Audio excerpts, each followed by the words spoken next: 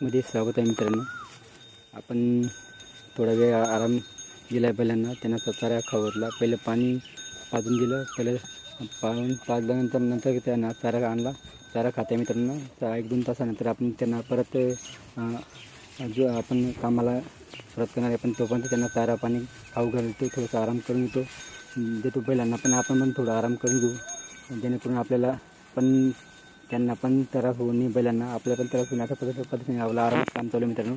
त्याच्यात आपण घाईगडबडीत काम करत नाही, आरामात काम करत आहे मित्रांनो. काकांची जोडी आणली बैलजोडी होऊ शकतात. त्यांना पण आपण